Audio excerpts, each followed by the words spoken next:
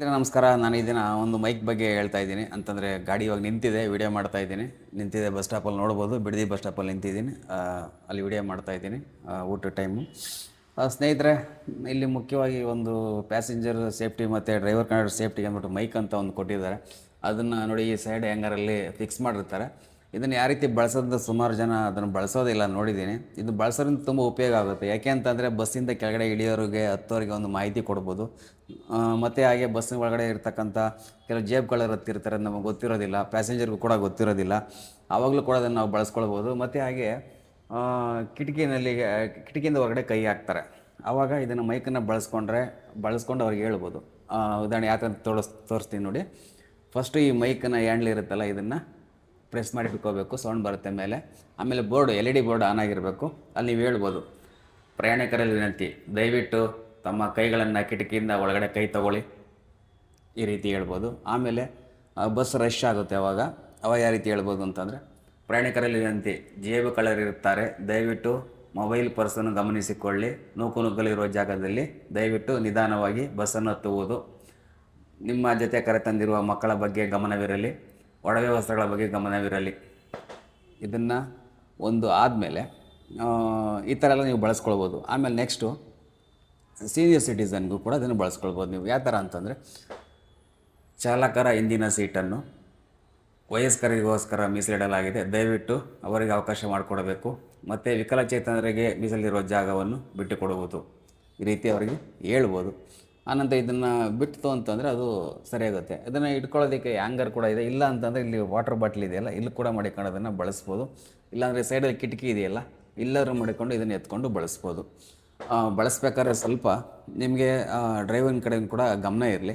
ಮತ್ತು ಹಾಗೆ side mirror ನೋಡ್ತಾ ಇರ್ತೀರಲ್ವ, ಕಿಟಕಿಯಿಂದ ಹೊರಗಡೆ ಕೈ ಹಾಕ್ತಾರೆ, ನೋಡಿರ್ಬೋದು ನೀವು. ಕಿಟಕಿ ಇಲ್ಲಿ ಪೂರ್ತಿ ಕಾಣಿಸುತ್ತೆ ನೋಡಿ. ಮಿರರಲ್ಲಿ ನೋಡಿದ್ರೆ ನಿಮಗೆ ಕಿಟಕಿಯಿಂದ ಹೊರಗಡೆ ಕೈ ಹಾಕೋದು ಪೂರ್ತಿ ಕಾಣಿಸುತ್ತೆ ಇಲ್ಲಿ. ಅದ್ರ ಬಗ್ಗೆನೂ ಕೂಡ ನೀವು ನೋಡ್ಬೋದು. ಅದಾದಮೇಲೆ ನೀವು ಮಿರರಲ್ಲಿ ಗಮನಿಸ್ಕೊಂಡು ಅಥವಾ ಮಿರರಲ್ಲಿ ನೋಡಿಕೊಂಡು ನೀವು ಹೇಳ್ಬೋದು, ಪ್ರಯಾಣಿಕರು ತಮ್ಮ ಕೈಗಳನ್ನು ಒಳಗಡೆ ತೆಗೆದುಕೊಳ್ಳೋದು. ಮತ್ತು ಹಾಗೆ ತೆಗೆದುಕೊಂಡ ಮೇಲೆ ದಯವಿಟ್ಟು ಗಮನಿಸಿ, ತಲೆಯನ್ನು ಹೊರಗಡೆ ಹಾಕಬೇಡಿ, ನಿದ್ದೆ ಮಾಡುವವರು ಗ್ಲಾಸನ್ನು ಕ್ಲೋಸ್ ಮಾಡ್ಕೊಂಡು ನಿದ್ದೆ ಮಾಡಿ.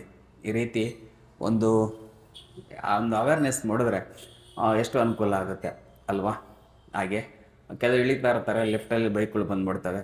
ಅಂಥ ಟೈಮಲ್ಲೂ ಕೂಡ ನೀವು ಹೇಳ್ಬೋದು, ದಯವಿಟ್ಟು ಪ್ರಯಾಣಿಕರಿಗೆ ಗಮನಿಸಿ, ನಿಮ್ಮ ಎಡಭಾಗದಲ್ಲಿ ವಾಹನಗಳು ಬರುತ್ತವೆ, ನೋಡಬೇಕಾದ್ರೆ ದಯವಿಟ್ಟು ನೋಡ್ಕೊಂಡಿರಿ, ಹೇಳ್ಬೋದು ನೀವು ಅದನ್ನು. ಪ್ರಯಾಣಿಕರ ವಿನಂತಿ, ಇಳಿಯುವಾಗ ಎಡಭಾಗದಲ್ಲಿ ನೋಡ್ಕೊಂಡು ಇಳಿಬೇಕು. ಏಕೆಂದರೆ ಪಕ್ಕದಲ್ಲಿ ಸೈಕಲ್ಲು, ಬೈಕು, ಕಾರುಗಳು ಬರ್ತಾ ಇರ್ತವೆ, ಅದನ್ನು ಗಮನಿಸ್ಕೊಂಡು ಇಳಿಬೇಕು. ಈ ರೀತಿ ನೀವೊಂದು ಅವೇರ್ನೆಸ್ಸನ್ನು ಮೂಡಿಸ್ಬೋದು ಸ್ನೇಹಿತರೆ. ಇದಿಷ್ಟು ಉಪಯೋಗ ಮಾಡ್ಕೊಳ್ಳಿ. ಯಾಕೆಂತಂದರೆ ಇವಾಗ ನಾವು ಕೊಟ್ಟಿರೋ ಮೈಕ್ ನಾವು ಬಳಸ್ಕೊಳ್ಳದೇ ಇದ್ದರೆ ನಾಳೆ ಸ್ವಲ್ಪ ತೊಂದರೆ ಆಯಿತು ಅಂದರೆ ನಮ್ಮ ಮೇಲೆ ಬರುತ್ತೆ. ಆ ಉದ್ದೇಶದಿಂದ ದಯವಿಟ್ಟು ಇದೊಂದು ಆಪ್ಷನ್ ಇದೆ, ಅದನ್ನು ಬಳಸ್ಕೊಂಡ್ರೆ ತುಂಬ ಒಳ್ಳೆಯದು ನನ್ನ ಅಭಿಪ್ರಾಯ.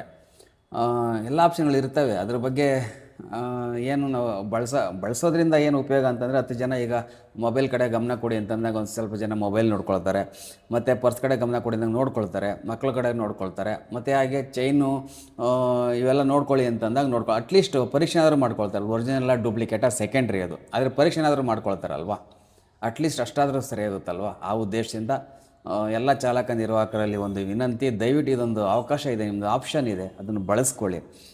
ಮತ್ತು ಹಾಗೆ ನೆಕ್ಸ್ಟು QR ಕೋಡ್, ಕಂಡಕ್ಟ್ರಿಗೆ ಅನುಕೂಲ ಆಗ್ತಕ್ಕಂಥ QR ಕೋಡು, ಅದನ್ನು ಬಳಸೋಕ್ಕಿಂತ ಮುಂಚೆ ಅಂತಂದರೆ UPI ಬಳಸ್ತಾರಲ್ಲ, ಬಸ್ಸನ್ನು ಹತ್ತುತ್ತಾರಲ್ಲ ತುಂಬ ಜನ ಹತ್ತಿದಾಗ, ಒಂದು ವಿನಂತಿ ಮಾಡಬೇಕು. ನೀವು ಯಾವ ಥರ ಅಂತಂದರೆ, ದಯವಿಟ್ಟು UPI ಬಳಸುವವರು UPI ಆ್ಯಪನ್ನು ಓಪನ್ ಮಾಡಿ ಇಟ್ಕೊಳ್ಳಿ.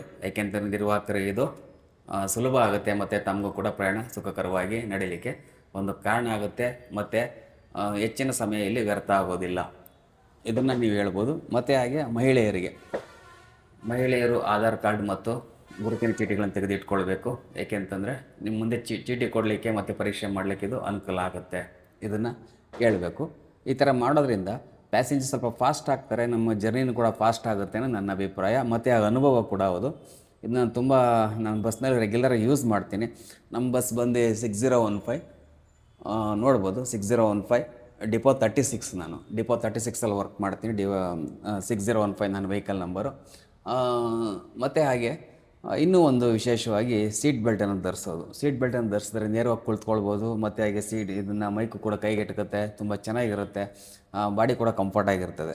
ಸ್ನೇಹಿತರೆ, ಒಂದು ಚೆನ್ನಾಗಿ ಅರ್ಥ ಮಾಡ್ಕೊಳ್ಳಿ, ನಾವು ಕೊಟ್ಟಿರೋಂಥ ಅವಕಾಶವನ್ನು ನಾವು ಇವತ್ತು ಬಳಸ್ಕೊಂಡು ನಾವೇನು ಮಾಡದೇ ಇದ್ದರೆ ನೆಕ್ಸ್ಟ್ ಫ್ಯೂಚರಲ್ಲಿ ಏನಾರು ಪ್ರಾಬ್ಲಮ್ ಬಂತು ಅಂತಂದರೆ ಅದನ್ನು ನೆಕ್ಸ್ಟು ನಾವೇ ಹೊಣೆನ ನಾವೇ ಹೊರಬೇಕಾಗುತ್ತೆ ಅಲ್ವಾ.